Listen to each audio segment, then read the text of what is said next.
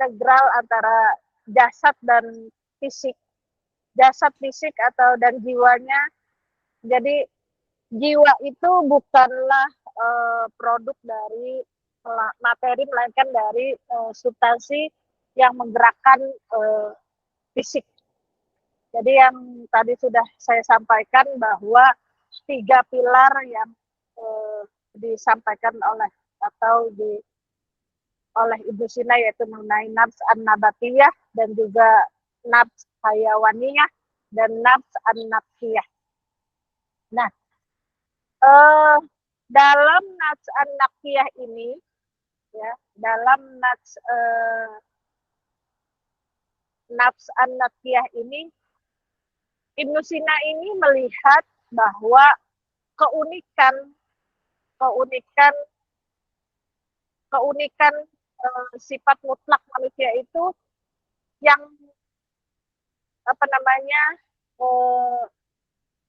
tidak dimiliki oleh makhluk lainnya, yaitu ada memiliki 2 daya utama, yaitu mengenai tentang akal praktis dan akar teoritis.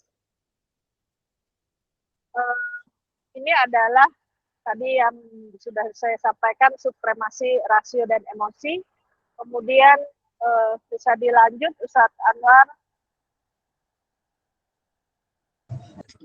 Baik, terima kasih Ibu. Assalamualaikum warahmatullahi wabarakatuh. Waalaikumsalam warahmatullahi wabarakatuh. Yang terhormat, yang sama-sama kita hormati dan insya Allah memuliakan dosen kita bersama Pak Dr. Wisno dan juga Pak Ketua kelas yang selalu cengar ini. Agak sedikit panik tadi itu tiba-tiba keluar, keren ada kendala sinyal. Luti menyala. Ya, tadi sudah kita mendengarkan bersama paparan dari Ibu pimpinan kita ini sama Pak Ashabul Kini yang begitu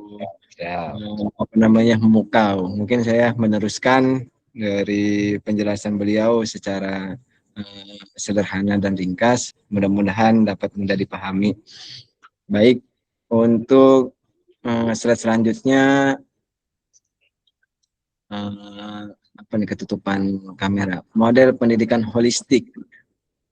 Model pendidikan holistik yang artinya menyeluruh. Jadi pendidikan holistik ini adalah pola pendidikan atau pengembangan diri yang tidak hanya fokus pada satu aspek saja, misal hanya bikin otak pintar saja, tetapi juga membangun manusia secara utuh. Nah, di dalam PPT tersebut ada 3 lingkaran, 3 lingkaran yang saling mengunci, yaitu fisik, emosi, spiritual, rasional. Mari kita akan menjelaskan yang pertama itu aspek fisik, kesehatan dan lingkungan belajar. Aspek ini berfokus pada penyediaan wadah atau kondisi tubuh dan lingkungan yang sehat agar jiwa kita bisa berfungsi dengan optimal. Sederhananya, kalau badan kita sakit atau lingkungan kita berantakan, kita tidak akan bisa berpikir secara jernih.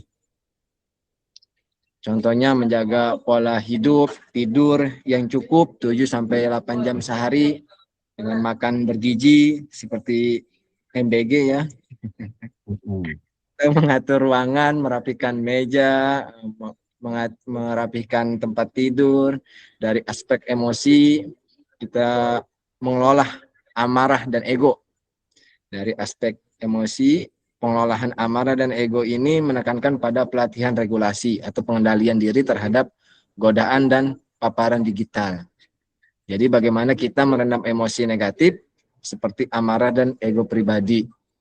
Jadi ada contohnya kita membatasi diri dengan scrolling media sosial. Lalu selanjutnya yaitu aspek spiritual atau rasional, tafakur dan takjiah, di mana mengajak kita untuk membiasakan diri berpikir kritis, tafakur. dan menyucikan jiwa atau takziah dari banyaknya informasi yang belum kita tahu kebenarannya gitu. Di era modern kita terus dibombardir ya, terus ditampilkan berita-berita atau hoax atau gosip atau konten negatif yang bisa merusak pikiran serta hati kita. Maka dari itu kita harus saring sebelum kita sharing. Jadi saat menerima sebuah berita heboh di grup WhatsApp atau di media sosial lainnya, kita tidak langsung mempercayainya atau menyebarkannya. Kita berpikir kritis terlebih dahulu, mengecek kebenaran faktanya dan merenungkan apakah informasi tersebut bermanfaat atau justru merugikan bagi orang lain dan diri kita sendiri. Itu. Selanjutnya, matriks pergeseran paradigma pendidikan. Jadi ada dua cara dalam mendidik manusia.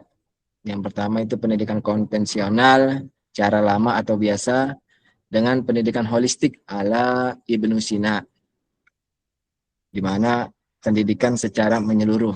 Jadi mengajak kita bergeser dari mendidik yang sekedar memaksa taat dari luar menuju mendidik yang membangun kesadaran diri dari dalam. Contoh sederhana pada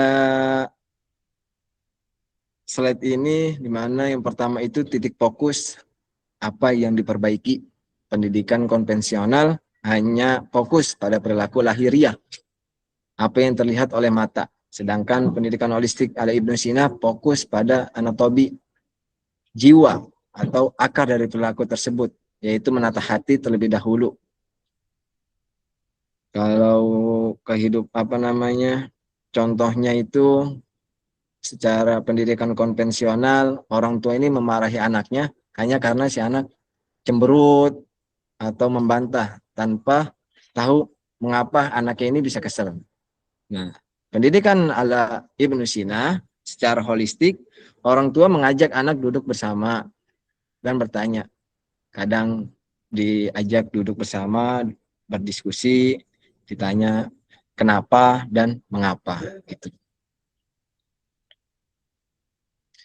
Mekanisme pembentukan, bagaimana caranya? Pendidikan konvensional menggunakan doktrin luar dan kedisiplinan paksa, aturan ketat, ancaman, atau hukuman. Sedangkan pendidikan holistik itu menggunakan kesadaran dalam tafakur dan takjiah, yaitu mengajak berpikir, merenung, niat. Pandangan terhadap emosi, bagaimana menyikapi perasaan. Pendidikan konvensional ini emosi ditekan atau diabaikan. Kita sering dilarang menangis, anak-anak kadang sering dilarang nangis, dilarang marah, atau kita menganggapnya cengeng. Pendidikan holistik ala Ibnu Sina ini emosi dikelola secara otonom oleh akal.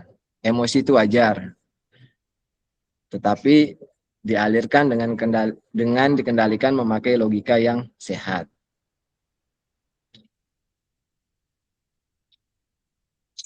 Terus hasil akhir, apa dampak jangka panjangnya? Pendidikan konvensional, dampak jangka panjangnya hanya menghasilkan kepatuhan formalitas, baik kalau di depan orang tua saja atau sekedar formalitas. Tapi di belakang tidak. Pendidikan holistik secara melalui ala Ibnu Sina menghasilkan integrasi moral sejati, tetapi berbuat baik dan jujur kapanpun dan dimanapun, dan meskipun tidak ada yang melihat. Nah, selanjutnya kontekstualitas kurikulum merdeka. Slide ini menjelaskan bagaimana konsep pemikiran psikologi klasik dari abad ke-11 seperti teori penataan jiwa dan akal yang kita bahas pada slide-slide sebelumnya digabungkan atau diterapkan ke dalam sistem pendidikan modern di Indonesia saat ini, yaitu kurikulum merdeka. Karena kami menggunakan kurikulum merdeka. Gambar panah di sana menunjukkan jembatan dari nilai-nilai masa lalu atau klasik menuju masa depan, yaitu digital. Ada 2 poin utama penghargaan terhadap fitrah unik setiap siswa. Kurikulum Merdeka tidak lagi menyamaratakan semua anak harus jago di bidang yang sama. Setiap anak lahir dengan bakat, potensi, dan keunikan masing-masing. Jadi lahir dengan potensi yang berbeda-beda. Tugas pendidikan adalah mengasah keunikan tersebut, bukan memaksa standar yang baku. Jadi tidak lagi melabeli anak yang lemah di pelajaran matematika sebagai anak yang bodoh, jika anak tersebut ternyata sangat berbakat di bidang seni. Seperti itu. Nah, secara sederhana, bagaimana konsep pemikiran kuno dihubungkan dengan metode mengajar paling modern saat ini, yaitu ilustrasi akar yang bercabang menjadi berbagai simbol di bagian kanan, menggambarkan satu sumber atau satu kelas yang menghasilkan berbagai macam potensi unik yang berbeda-beda. Akar klasik, konsep istiqdat Ibnu Sina. Ibnu Sina sejak abad ke-11 sudah menekankan prinsip bernama istiqdat, artinya setiap jiwa manusia terlahir dengan kesiapan, bakat, dan kapasitas bawaan yang sangat unik. Jadi manusia bukan kertas kosong yang bisa dipakai, digambar menjadi apa saja, melainkan benih yang sudah membawa sifat aslinya masing-masing. Jadi dalam satu keluarga tuh kadang anak pertama sangat lihai berbicara atau bernegosiasi sejak kecil, sementara anak kedua cenderung pendiam, namun sangat teliti saat merakit mainan gitu. Jadi kedua anak ini memiliki istiqdat atau potensi bawaan yang berbeda sejak lahir. Aplikasi kurikulum Merdeka. Di dalam kurikulum Merdeka, konsep istiqdat milik Ibnu Sina ini diwujudkan menjadi metode bernama diferensiasi learning atau pembelajaran berdiferensiasi. Di mana metode mengajar di mana guru menyelesaikan proses pembelajaran di kelas demi memenuhi kebutuhan belajar individu setiap siswa yang berbeda-beda tersebut. Jadi saat mempelajari materi yang sama, misalnya tentang ekosistem lingkungan, guru memberikan kebebasan kepada siswa untuk memilih cara belajar mereka. Ada kelompok anak yang suka membaca atau menulis, atau kelompok anak yang suka melihat atau visual belajar lewat video animasi, gitu, dan macamnya. Jadi kita diingatkan bahwa memperlakukan semua anak dengan cara yang sama rata justru adalah sebuah ketidakadilan. Pendidikan yang baik, di mana pendidikan yang mampu melihat keunikan setiap anak atau istiqdat dan memfasilitasi dengan cara mengajar yang beragam. Seperti itu. Nah, secara visual kita bisa melihat ilustrasi sebuah kubah pelindung digital atau digital berwarna biru yang menahan benturan pecahan-pecahan merah yang kacau di luar. Ini adalah simbol dari perisai pikiran. Jadi menjelaskan bagaimana konsep berpikir logis klasik diwujudkan dalam salah satu pilar utama, yaitu pendidikan Indonesia saat ini. Yang pertama itu akar klasik, pengaktifan nafs an-natikoh untuk tabayun, seperti yang sudah dibahas sama Umi di awal. Nafs an-natikoh adalah bagian jiwa kita yang berupa akal atau rasio. Di poin pertama tadi, akal diaktifkan khususnya untuk melakukan tabayun, yaitu proses verifikasi atau pengecek kebenaran sebuah informasi secara rasional, secara logika dan moral sebelum kita mempercayainya. Kedua, aplikasi kurikulum Merdeka, dimensi bernalar kritis. Dalam kurikulum Merdeka, konsep an-nafs al-natikoh dan tabayun ini diintegrasikan secara modern menjadi dimensi bernalar kritis yang merupakan bagian dari P5 atau profil pelajar Pancasila, di mana targetnya melahirkan pelajar yang mampu mengelola informasi secara objektif, sistematis, dan akurat. Yang ketiga, tindakan kelas, yaitu menyaring tsunami hoax atau algoritma. Jadi ini sangat relevan dengan zaman sekarang, di mana di ruang kelas guru bertindak melatih siswa agar tidak pasif menerima apa saja yang disodorkan oleh algoritma internet. Sebaiknya siswa diajari untuk memproses, menganalisa, dan menyaring tsunami hoax menggunakan akal sehat mereka.